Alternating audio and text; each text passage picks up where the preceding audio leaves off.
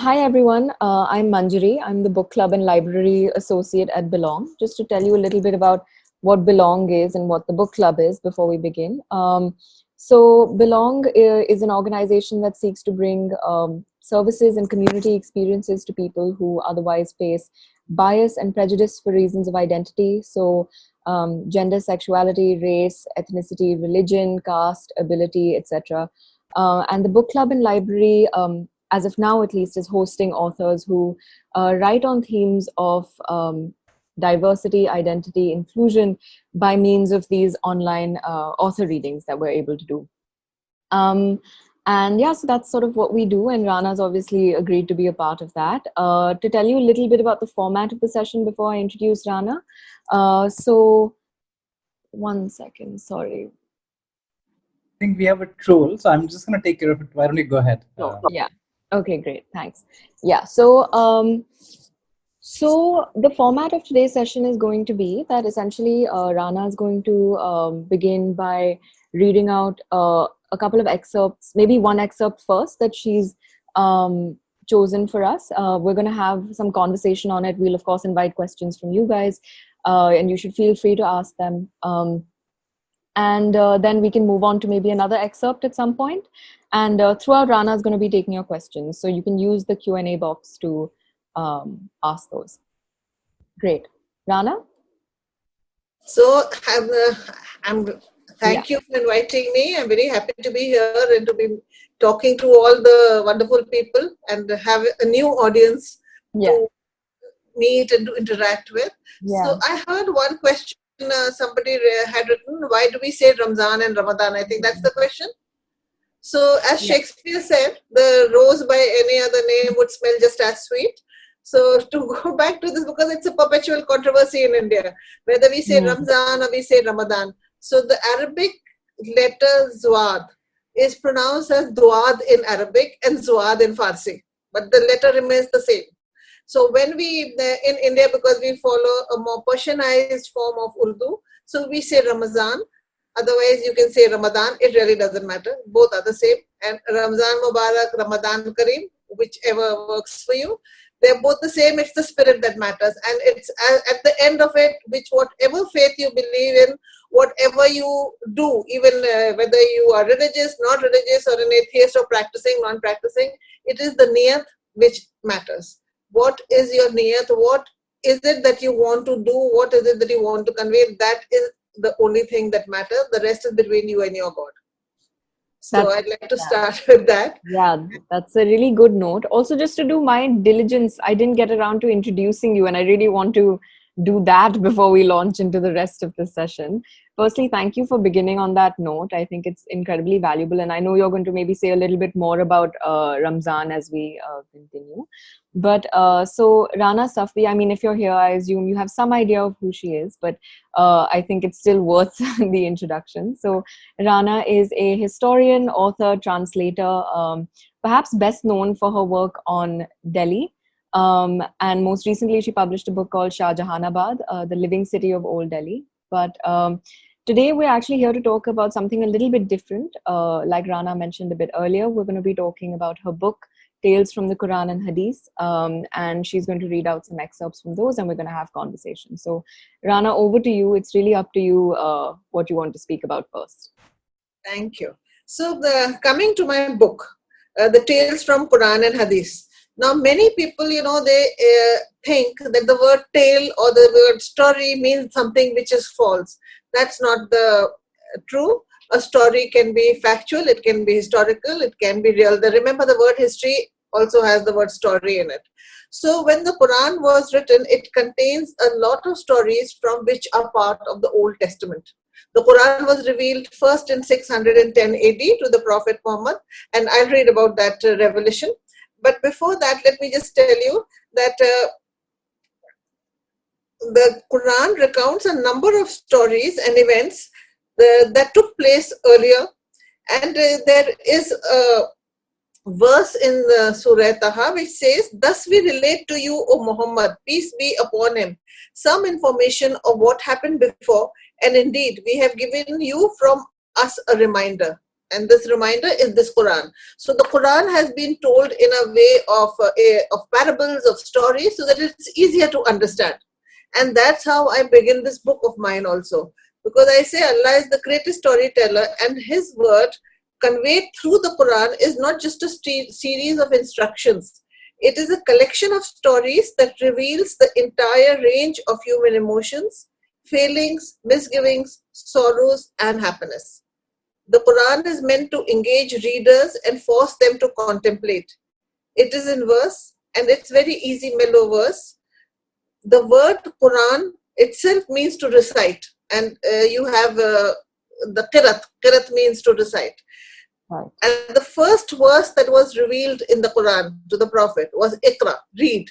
So you can understand how important reading is, how important, and reading doesn't mean just reading by, without understanding, but how important knowledge is, which is something we don't realize that, like whenever we read, even when we read the Quran, because this is the month when you do read it, understand what you're reading, try and understand it. There are so many commentaries by people, and you can read that, you can ask and question yourself continually. So the Quran was revealed over a period of 23 years and had as its central theme the oneness of Allah and the belief that only He is worthy of worship, and that obedience to Him and His Prophet, with Muhammad being the last, is a must. So the Prophet himself was not literate. These were revealed to him by the angel Jibreel, and he would learn them by heart and come and repeat them, and then they would be written down. It was compiled as it is today after he passed away. Now, to talk about the Prophet, Muhammad was an orphan whose mother gave him into the care of a Bedouin foster mother, as was the custom in those days.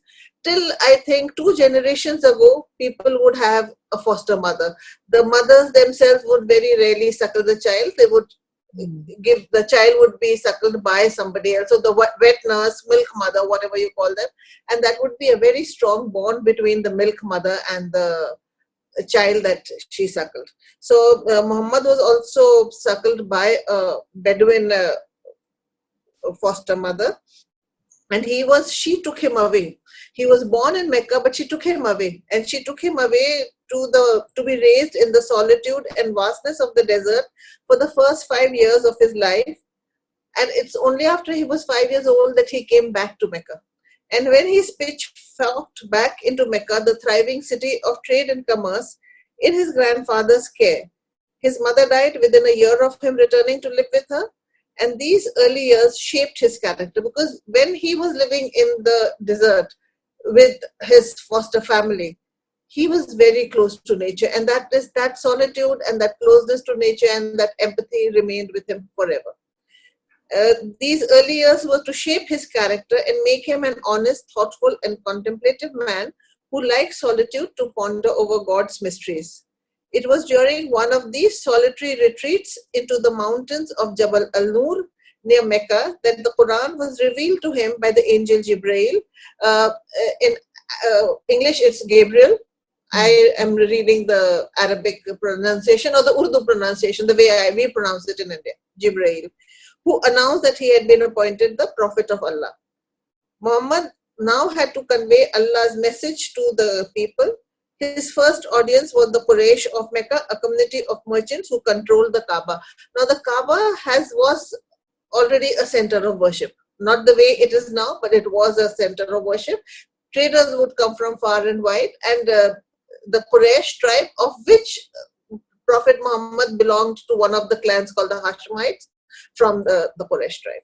And his family was in charge of Zamzam, the water which is very famous as the water of life. And it was revealed to him, as I said, thus Allah, the greatest storyteller, revealed his divine book through various parables which would arouse curiosity. Most of the Quran is told through parables. God also swears by his splendid creations, and in rare cases by himself too. To those who doubted that the Quran was a divine book, Allah issued a challenge via the Prophet to create a collection of writing with the stature of the Quran, or even to reproduce 10 chapters, and then added a final challenge. And if you all are in doubt, about what I have revealed to my servant. Bring a single chapter like it, and call your witnesses beside God if you are truthful. And a number of people tried and they couldn't succeed. So while writing this book, I have used the dialogues from the Quran itself. I have paraphrased them so that people can understand them easily. And at the outset, I'd like to say I'm not an Islamic scholar. I am a historian, but I'm a believer. So whatever I say, I'm writing from that point of view. And it's also my firm belief that, as God says in the first chapter, that He is Rabbul Alameen, Lord of the universe, that the entire universe is one and we are all brothers and sisters. So let me start on that note, that I believe that we are all equal, all brothers and sisters. Great. And later on, at some point of time, if somebody wants, then I can even give the breakup of the word Allah. Ilah means God in Arabic, and Al-Ilah means the God, and then that became Allah. That is how the word, the etymology of the word Allah, the God.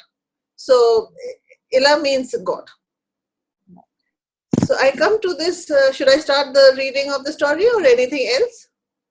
I think that's good. If anybody has any preliminary questions, feel free to ask them, but we can also take them after your reading is done. So, okay.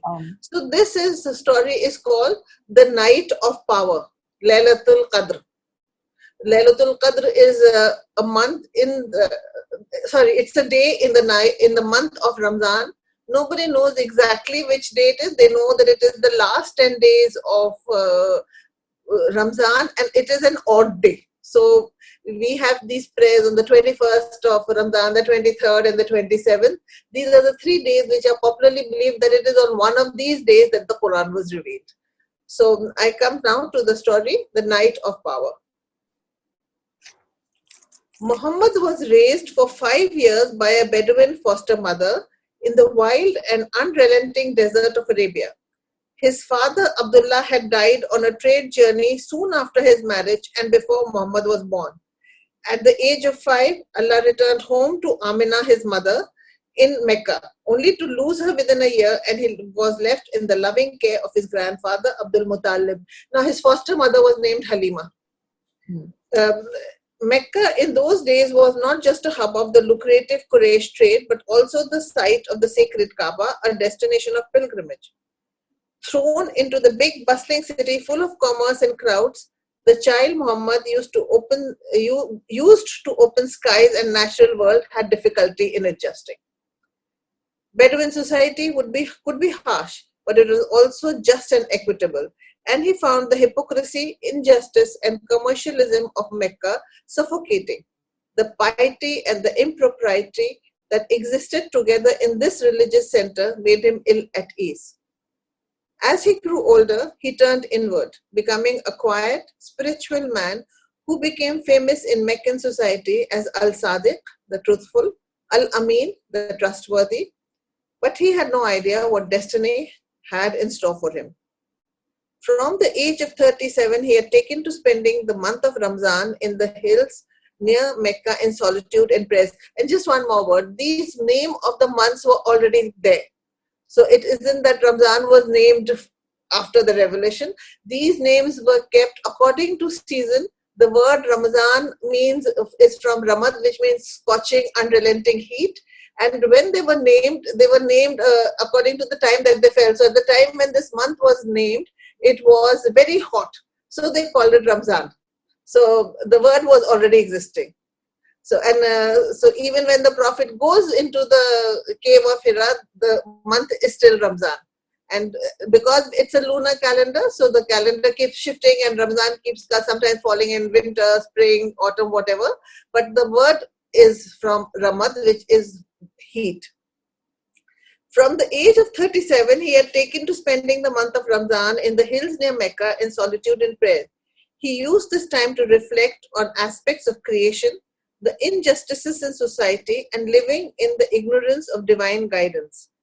The barren, stark hills offered him a haven, a shelter from the clamor of Mecca. Lost in contemplation, he would often have vivid dreams there, but his questions remained unanswered. One of his favorite spots was a small cave called Hira in Jabal Nur. Jabal is the Arabic word for mountain. So Mount Nur would be the English version of it, and this cave was called Hira. A steep 3-hour climb led to the tiny cave, which was about 4 arms long and 1 3/4 arms wide. He had been going into its cool and peaceful confines for many years, taking with him only some water and barley porridge. When his supply of food ran out, he would go home to his wife Khadija and return after replenishing them. Now, Khadija is has a very important role in his life. He worked for her. She was one of the most successful traders of Mecca, and her caravans went with goods to Syria and Yemen and other countries. She appointed him as his manager. And later on, she was so impressed by his honesty and by his conduct that she sent a proposal to him and they got married. And Khadija was 15 years older than him. And so she plays a very big role in his life. And also, as far as Islam is concerned, she was the first to convert. Right. One night, as he lay fast asleep in the cave, he was woken up by the vision of the angel Jibreel. The angel appeared to the devout Muhammad in all his glory, his great wings stretching from horizon to horizon, eyes like blazing torches, and face glowing like lightning in a storm-filled sky. With a voice like thunder, Jibreel commanded Muhammad, read.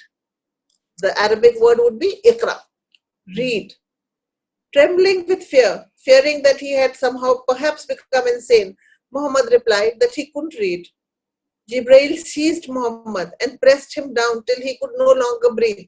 Then he released him and repeated, read. And again Muhammad replied, I am not one who reads.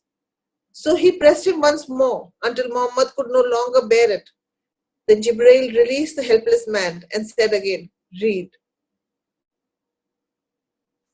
When Muhammad gave the same reply, Jibreel enfolded him in yet another crushing embrace. Muhammad thought that he would die. The angel let him go a third time and said, read.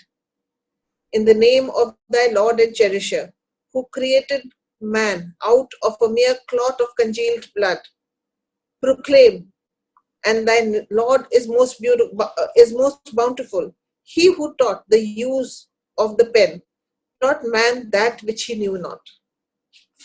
Now this is the 96th surah of the Quran. These first verses of the Quran to be revealed to man instructed him to proclaim Allah's message to human, whom Allah had created from a congealed clot of blood.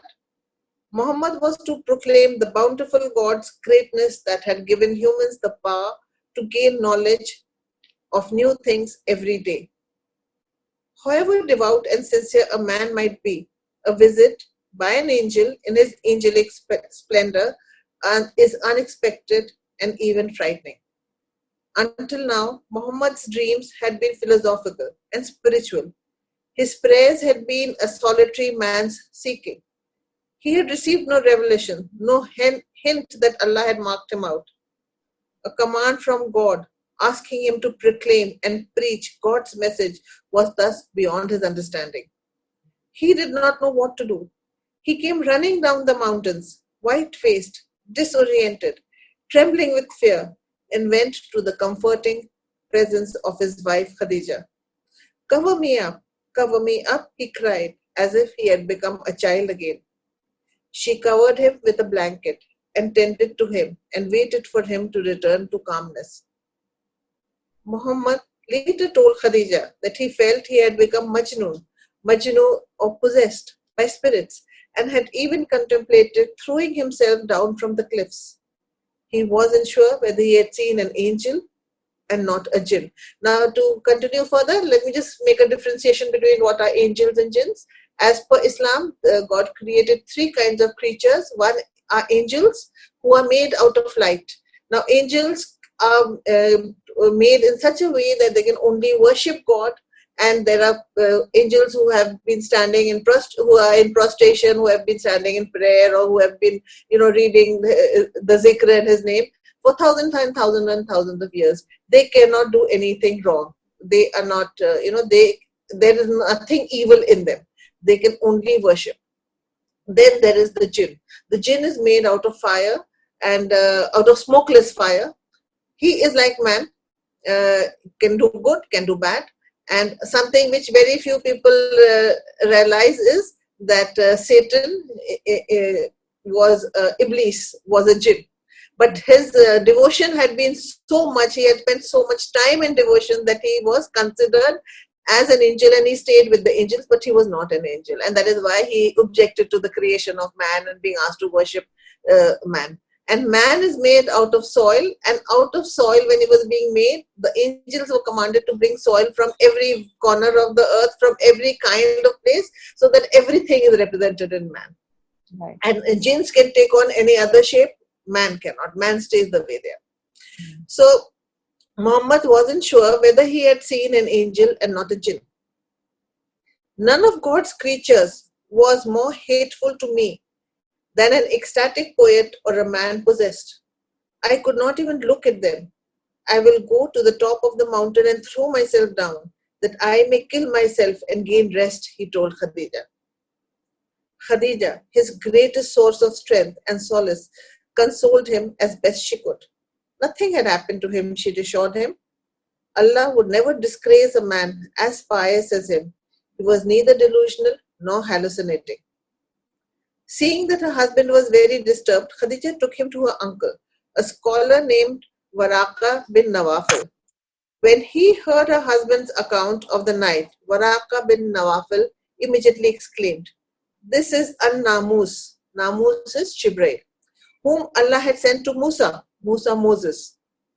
I wish I were young and could live until the time your people will drive you out.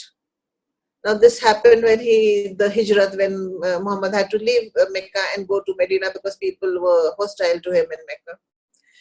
So Muhammad asked, bewildered, but will they drive me out? Waraka bin Nawafil was an old scribe and a convert to Christianity who had translated the Injil, Bible, from Hebrew to Arabic. He had told Khadija before her marriage that Muhammad was the unlettered prophet the Bible predicted would come after Jesus as a messenger and prophet of God with revelations. Waraka heard the fear in Muhammad's voice, but he could not lie to him. He replied gently that a prophet such as he would naturally be treated with hostility and enmity. Waraka promised to support the prophet when that time came, provided he lived that long. Sadly, he died a few days later. The revelations were not repeated for some time. Some say for a few days. Some say 6 months. Some say years. Muhammad was in the throes of despair. What happened in the cave? Was it indeed a divine encounter, or simply hallucinations? And what did it mean? What did God want of him? He returned again and again to the mountains, searching for answers, tempted to leap off the cliff. But each time he heard a voice, "O Muhammad, you are the apostle of Allah, and I am Jibreel." As he raised his head towards heaven to see who was speaking, he saw Jibreel in the form of a man with his feet astride the horizon. Angels can take on any form they want. I stood gazing at him, moving neither forward nor backward, and then I began to turn my face away from him, but toward whatever region of the sky I looked, I saw him as before. His heart would become quiet hearing Jibrail's words, and he would return home quieted. The prophet would receive the revelations in various ways. Sometimes it was only a verse that was revealed, and at others a whole chapter. Revelation came to him on different occasions, when he could least predict it, when he was traveling, resting, and even during a battle. Once he was on a camel, and the revelation came to him, and then the camel had to sit down because the camel could not take the weight of the angel. The angel sometimes comes to me with a voice which resembles the sound of a ringing bell. And when this state abandons me, I remember what the angel said. And this type of divine inspiration is the hardest on me. And sometimes the angel comes to me in the shape of a man and talks to me, and I understand and remember what he says. Every time Muhammad received a revelation of verses from the Quran, he felt as if his soul was being ripped apart from his body. These few years, only Khadija and his young cousin Ali knew about these revelations. Khadija was the first to convert to Islam and believe in her husband's ministry as the Prophet of Allah. Ali was the second to convert, he was a child. And suddenly he received his second revelation from Allah. Once again, he went to Khadija, shivering and disoriented, to be comforted and reassured by her. She wrapped him in a blanket, which was honored by the next verse to be relieved, the Surah Mudassir, verse 74. O thou who wraps yourself up, arise and deliver the message. Magnify your Lord. The time to preach the word of Allah had come. The messenger of God set out to proclaim the glory of his Lord. So this is the night of Laylatul Qadr, or the night of power. And this is a night in which Muslims spend the whole night praying. And this year, all those who are listening and would be praying, I appeal to you, please pray at home. We've always prayed in mosques, but this year, because of the coronavirus and because of all the restrictions in place, please pray at home. And even Khana-e-Kaaba, Masjid-e-Nabawi, all these great mosques have been closed down because protecting your life is your first responsibility and protecting the life of others is the next. And as the Quran says, if you harm one or if you kill one innocent man, it's like killing humanity. So you have to take care of yourself and all the people around you. That's your prime responsibility at the moment, apart from fasting and praying and whatever. Right. Thank you so much for sharing both that story and that incredibly important message. Before I get started on sort of asking you some of my questions, I just want to let everyone know once again, there's a Q&A box at the bottom of your screen. So if you have any questions about the story that Rana just read, feel free to ask them using that Q&A box. And please don't use the chat. It'll just be much easier for us to monitor this if it's all in one place. So Rana, my first question, and this is also a question, I guess, about your book and the world more generally, because how could it not be? So I remember reading, I think this could be in the blurb of the book, that these stories are meant as much for entertainment as they are for instruction. Yes. And while reading this book, I also felt that that people who may not be practicing Muslims might also derive great nourishment from a lot of these stories. And equally, in the story that you just read out, there's all this emphasis on reading, right? So the angel Jibril is constantly telling the Prophet, read, sometimes more forcefully, sometimes slightly. It gets gentler with each command. But so I was wondering if you could say a little bit about the power of stories and the importance of reading, about the world, but also about religions that are other than one's own. So why might it be important to engage those? See, the stories are a part of every religion. I don't think there's any religion which does not use stories to convey their message, because it's the easiest way to convey, and these stories mostly have a moral at the end of it. So that's the easiest way to convey. Whether you read Aesop's fables, or you read Panchatantra, or whatever stories you read, there is always a message or a moral at the end of it. And in the scriptures, all the holy scriptures of every religion, there are stories from which you can learn.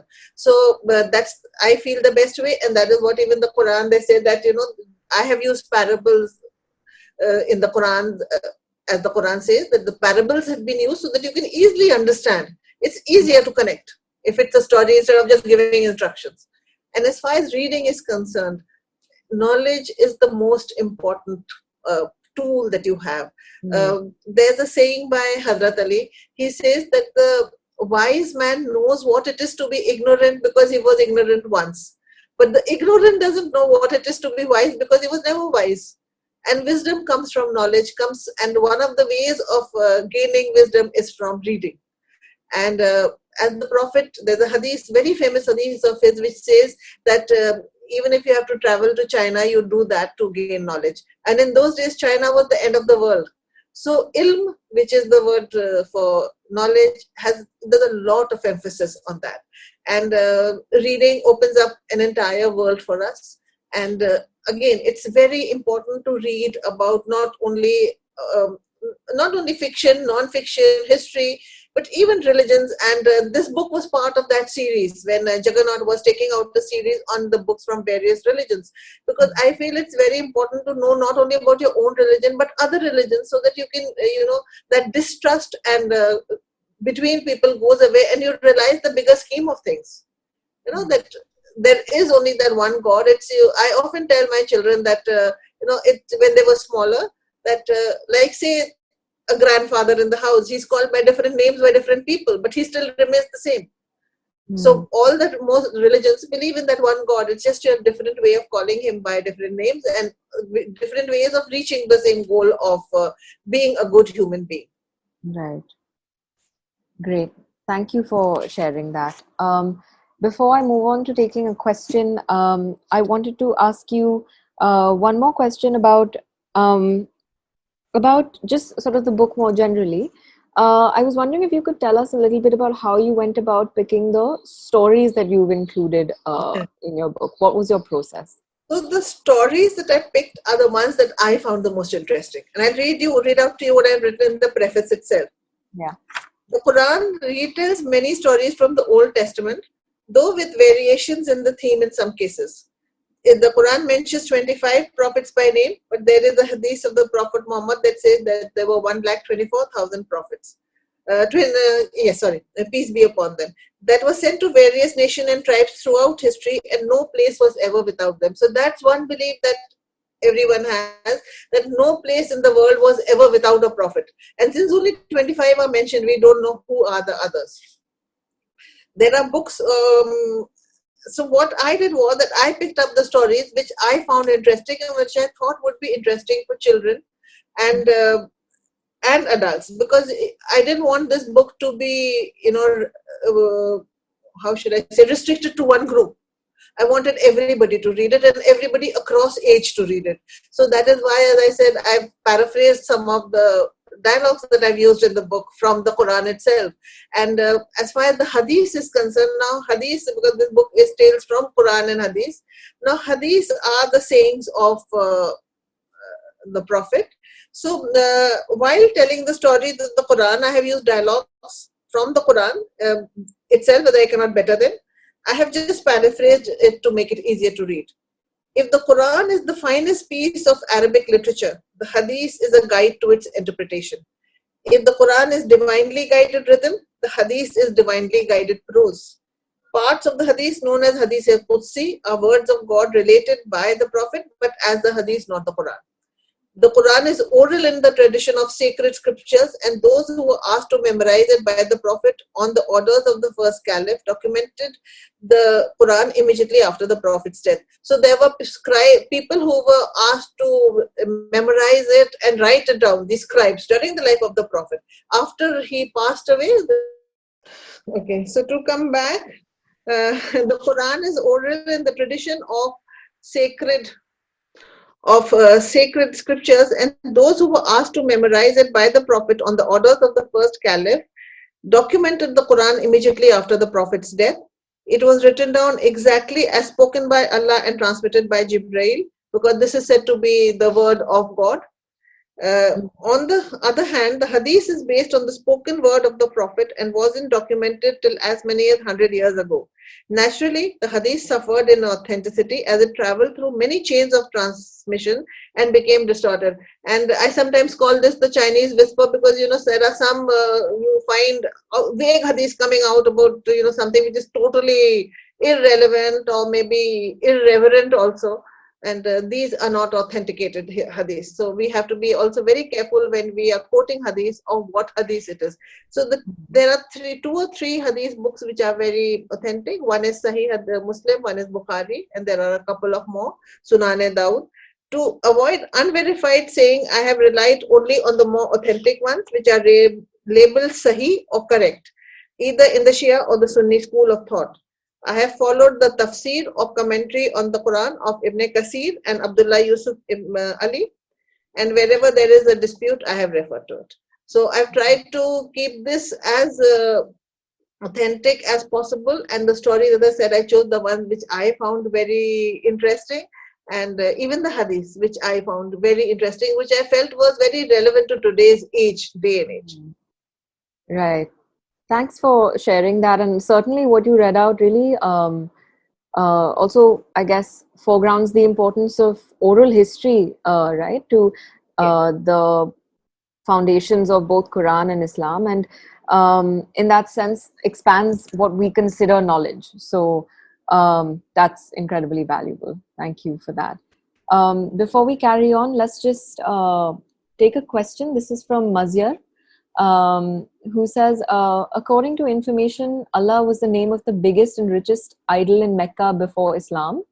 The question is, how can Allah also be the name of a Muslim god? Okay, so I'll just read out. There is this book. It's a beautiful book, whoever wants to read.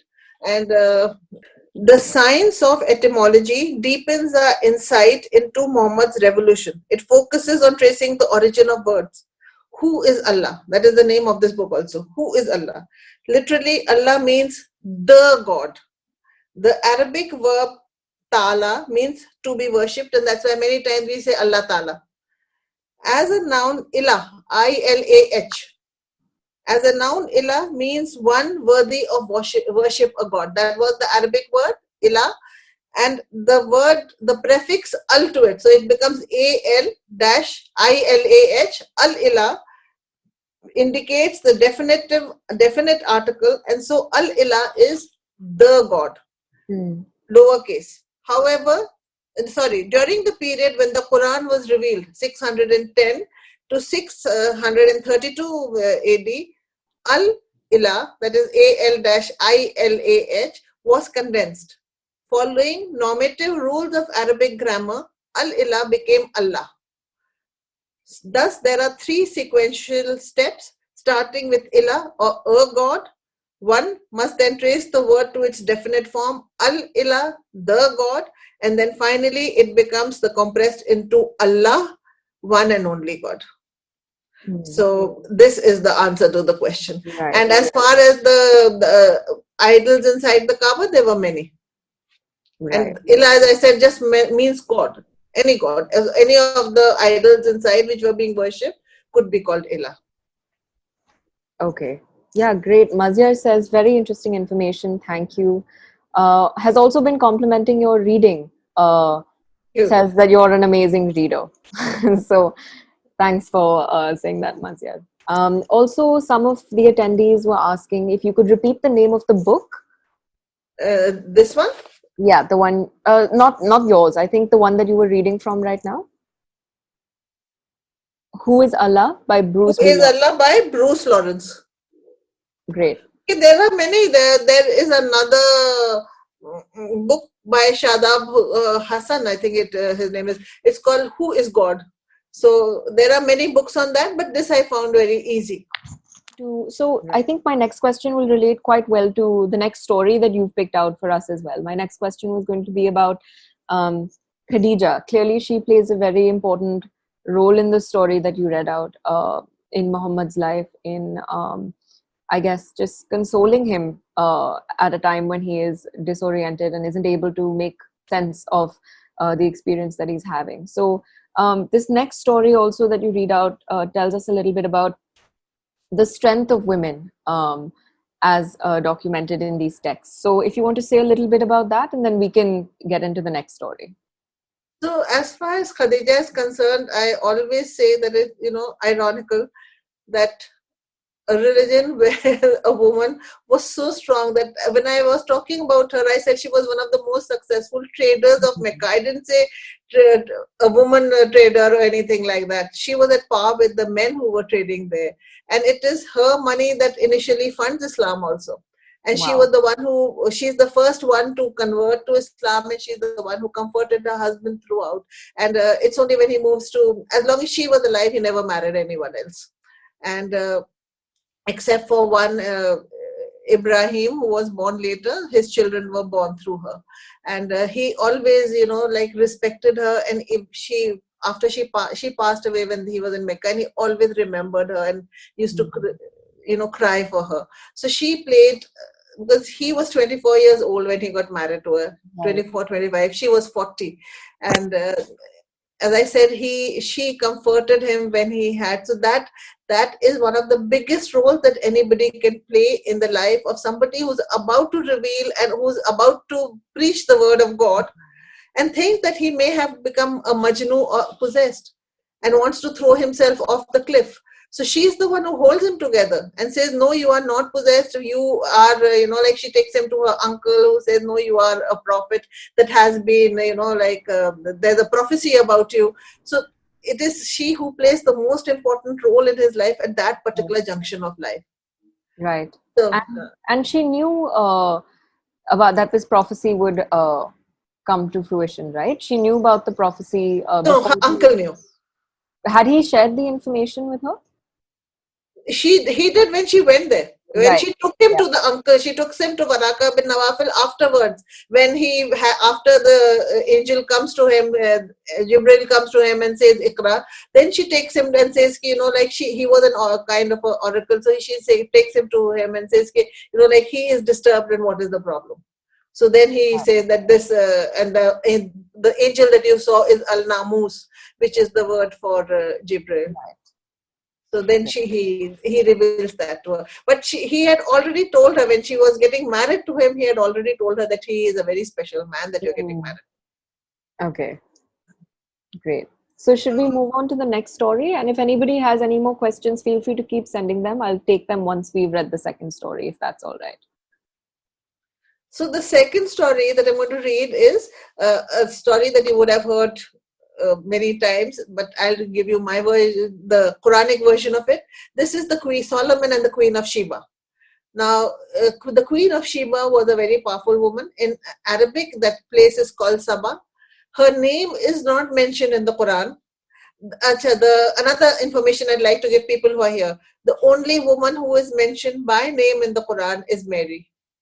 Only she is named. All other women are referred to, including whether it is Hazrat Khadija or it is the Prophet's daughter or whoever it is. They are only referred to by in relation that, his daughter, his wife, or whatever way. The only one whose name is mentioned is Mary, and Jesus is known as Ibn Maryam. So that is how important, she was for the Quran. And so the Throne of Sabah, in Arabic law, she is called Bilqis, but that name is not mentioned in the Quran. So I just wanted to clarify that. I've used the name for ease of storytelling, but that is not the name that is used. The Throne of Sabah. Once upon a time, there was a kingdom called Sabah, Sheba, in South Arabia, identified as modern-day Yemen. Another reason I wanted to write the story was because today Yemen is so, how should I say, besieged, and I wanted to bring back some of the glories of Yemen. Once upon a time, there was a kingdom called Sabah, Sheba, in South Arabia, identified as modern-day Yemen. Sabah covered a huge territory with beautiful valleys, mountains, and deserts, and was situated on one of the most popular caravan routes for trade. It was a thriving, wealthy kingdom with a flourishing trade in gold, precious stones, spices, and frankincense. Its frankincense in particular was much sought after. It was used as an offering to the gods, as people believed its rich perfume would carry their prayers to the heavens. Myrrh, a fragrant spice also found there, was used to make oil for preparing bodies for burial. And if you remember, the three wise men who go to meet Jesus when he is born are carrying frankincense and myrrh, and one of them is from Yemen. This kingdom was ruled by a wise queen named Bilqis, an extremely intelligent ruler who provided well for her people to live in peace and prosperity. The sciences and arts were highly evolved in Sabah, which had a sophisticated irrigation system and complex architecture. The queen had an extraordinarily magnificent golden throne studded with precious stones, and it was this that caught the eye of Prophet Suleiman's, Solomon in English, Hoopoe. Now, Hoopoe is a bird that's called Hudhud in Urdu. Prophet Suleiman was the ruler of Jerusalem during the same period, 970 to 930 BCE. He was a very gifted man who could understand the speech of animals and birds. One day he was sitting on his throne surveying his kingdom. He could see all the living beings subservient to him, but soon realized that the Hudhud was missing. This was no ordinary bird, but one of Suleiman's key commanders. It's also called Murghe Suleiman. It was an expert at finding water sources. It could tell Suleiman the location of a water source and he would then command his jinns to dig for it. So Solomon was angry. Why do I not see the Hudhud? If it does not give me a valid explanation for its absence, I shall certainly punish it or even have it slaughtered. The Hudhud came back in a short while. When Suleiman questioned it, the bird said, O Prophet of God, when I was flying in search of water sources, I saw another Hudhud. It was sitting on a garden wall. I approached it, and the bird asked me where I had come from. When I told it about our kingdom and about you, it asked me who you were. I said, you were the master of all men, jinns, animals, birds, and other living beings. Suleiman's Hudhud continued. I asked the bird where it was from. It replied that it belonged to the kingdom of Sabah. I asked who the ruler of this place was. This bird told me that it was ruled by a woman named Bilqis. She had 12,000 chiefs under her, and every chief commands an army of 1,00,000. The bird asked me to accompany it, and it would show me the kingdom. I went with this bird to the capital of Sabah. I saw the queen sitting on a wondrous throne. It was made of gold and studded with precious stones. Its legs were made from rubies and emeralds. The Hudhud also told Suleiman that the queen and her people worshipped the sun.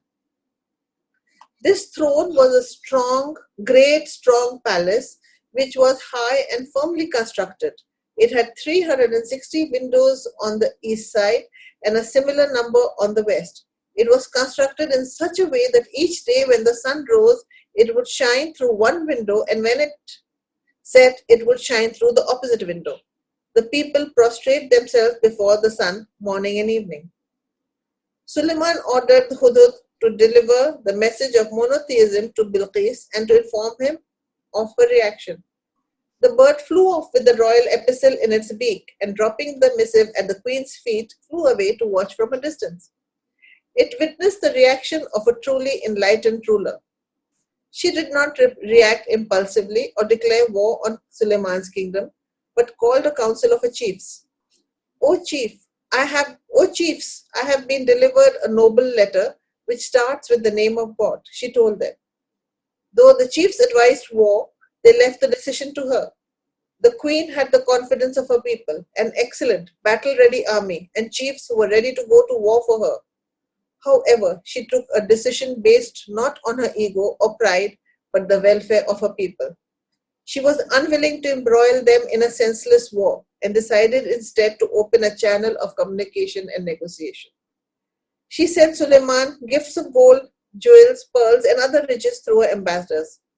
This also gave her envoys an opportunity to study Suleiman's empire and his military might. If he was strong, there would be no question of war. Kings, when they enter a country, despoil it and make the noblest of its people believe in the meanest of ways. This is what she says. This is what she tells her chiefs when they say that there should be war. When the envoys reached the court of Suleiman, he was sitting on his throne. The wind came rushing in to inform him of the arrival of the chiefs of Sabah with precious gifts. He immediately told his courtiers to pile up some of his kingdom's treasures at the entrance of his court. When Bilqis's envoys reached, they were amazed to see that there was more treasure in front of the court than they had ever seen in their whole life. They came up to Suleiman with great deference and presented him with respectful salutations and the gifts they had brought. However, Suleiman was offended and flung them back, saying, "You are tempting me with worthless baubles. I am content with what my Lord has blessed me with. Return to your queen and tell her that I have been endowed by the one God's light and guidance, and it is to that which I have invited Bilqis."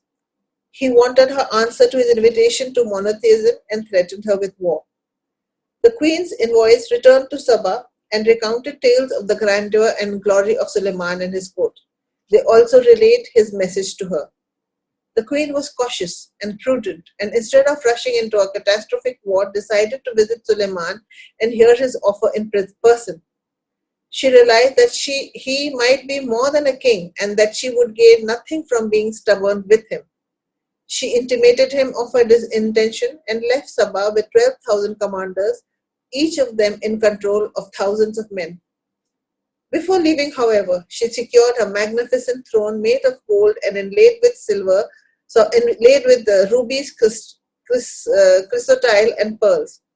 She gave orders for it to be kept in the innermost of the 7 rooms, one within the other, with all the doors locked. Her deputy was charged with keeping her people and her throne safe in her absence. Suleiman's army, apart from men, comprised of jinns, birds, animals, as he had the ability to understand and converse with them. When he heard of her visit, he decided to surprise her by bringing her throne, the symbol of her power and glory, to his kingdom. "Is there anyone who can bring her throne to me?" he asked. Ifrit, one of the strongest and most powerful jinns, said, "I will bring it to you before you rise from your council." Asif bin Barqia, who was Suleiman's grand vizier and had knowledge of Allah's greatest name, which is hidden from everyone and has great powers, said he would bring it in the twinkling of an eye. He recited Allah's name and made his wish, and lo and behold, the throne was there.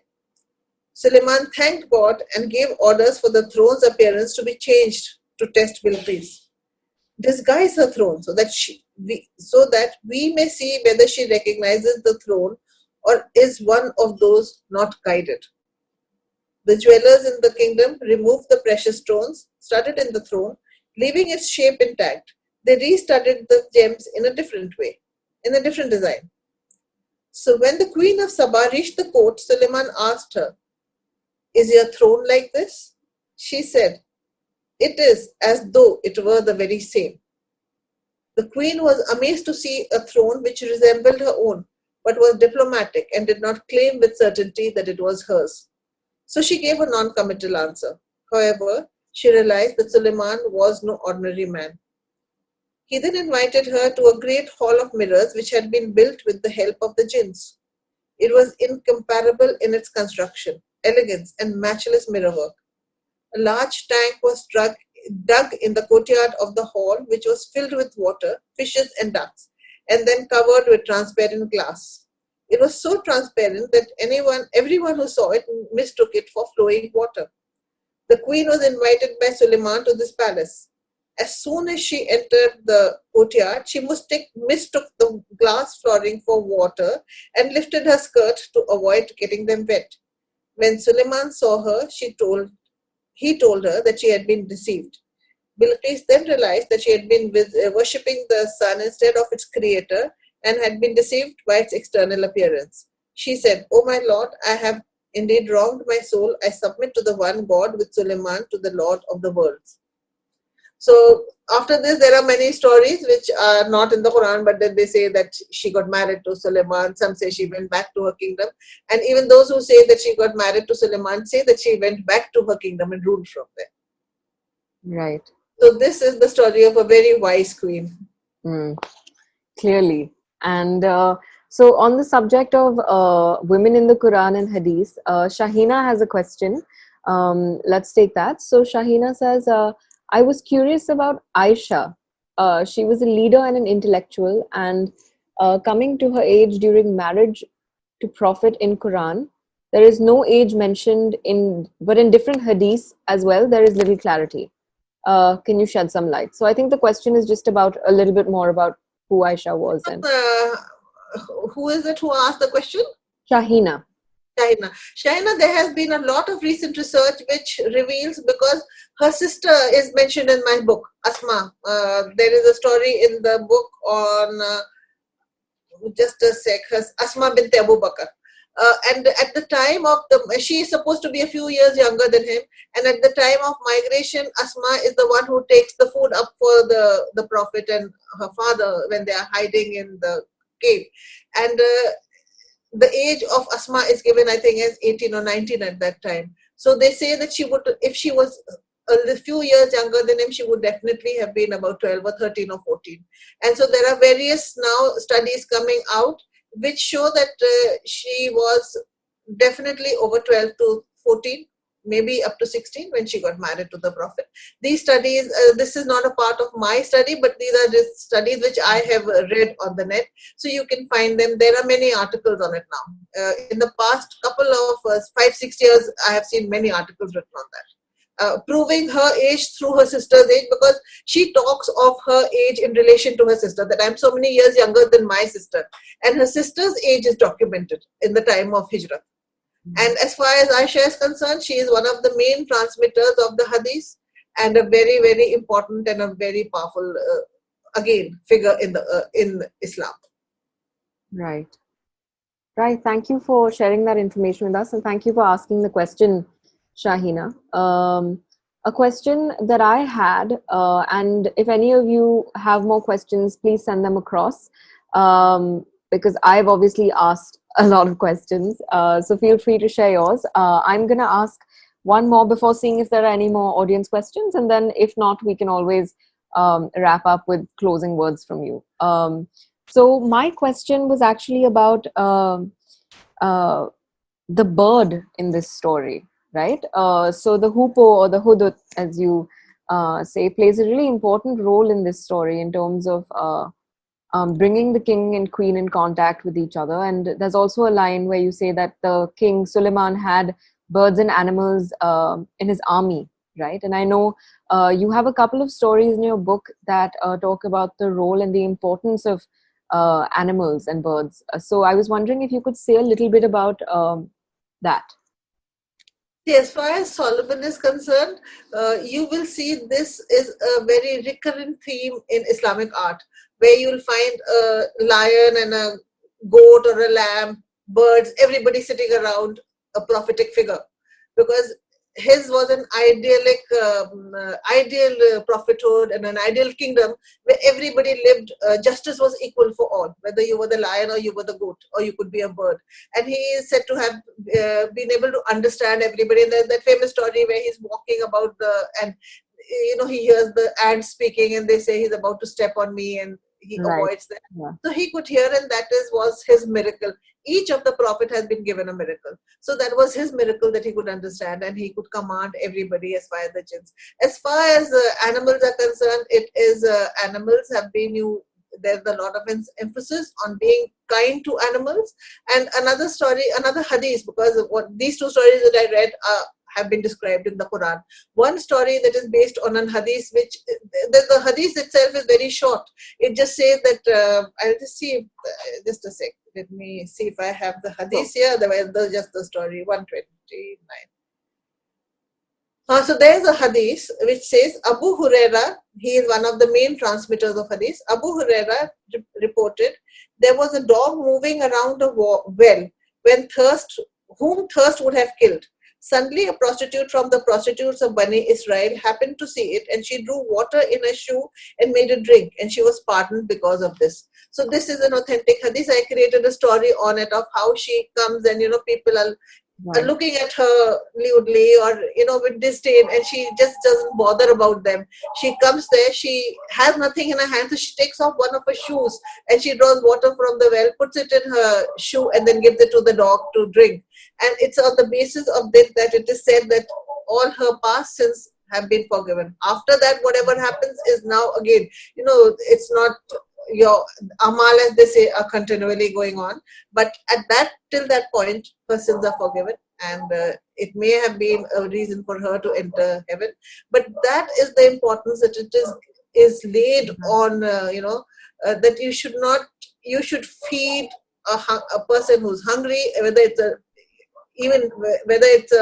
any living being, and you should water plants. There are so many hadiths which are very environmental friendly. Like one hadith which says that even if you are doing wuzu is what we do 5 times a day before we pray, that even if you are doing wuzu in running water in a river, do not waste that water.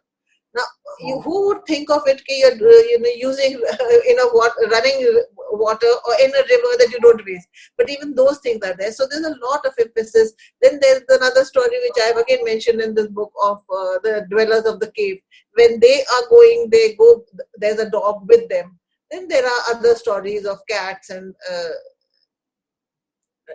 dogs in the book. Right.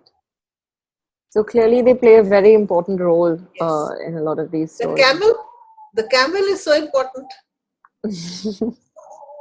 But yeah, no, thank you for, sharing, for giving us an overview of just what are the diverse stories that one can read in your book. For those of you who don't know this already, Rana's book is freely available on the Juggernaut Books app. So if you want to read the stories yourself, and I can confirm that they are very easy to read, very engaging. So feel free to help yourselves to that. We have received a message from an attendee named Ehtisham, who says, to all the panelists and attendees, Ramzan Mubarak. So I suppose that's a really good note on which to end. Rana, do you have any closing comments? I would once again like to say Ramzan Mubarak to all those, to everybody actually, because this is a month, it's a blessed month. So it's a blessed month for everybody. So as if anybody wishes me Ramzan Mubarak, whoever they may be, I always say Aapko bhi Mubarak.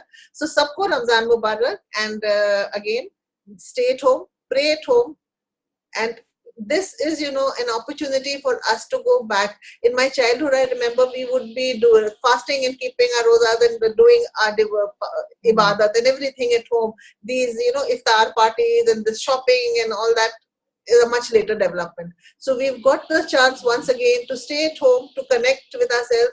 This is a month of introspection. And remember, roza jo hai, wo sirf zaman ka nahi hota hai that you stay hungry and thirsty. A roza means that you control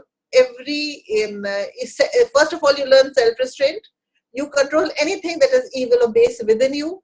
So if the roza jo hai wo aankh ka hota hai, it's of your eyes. Do not see anything wrong or evil or get tempted towards it. Do not get angry. Do not do gossip, backbiting, anything that's wrong or in any. And this is not to do with Islam or Ramadan, for anybody. Let's all of us try and be better human beings. Be as nice to others as we can. Try and look after those who are less fortunate. And at this moment, since we can't go out, maybe we can help digitally, whether it is through zakat or it is through other relief work. So just stay at home, stay happy, be positive. We shall meet inshallah soon on the other side of the pandemic, and may everyone come out of it safe and healthy.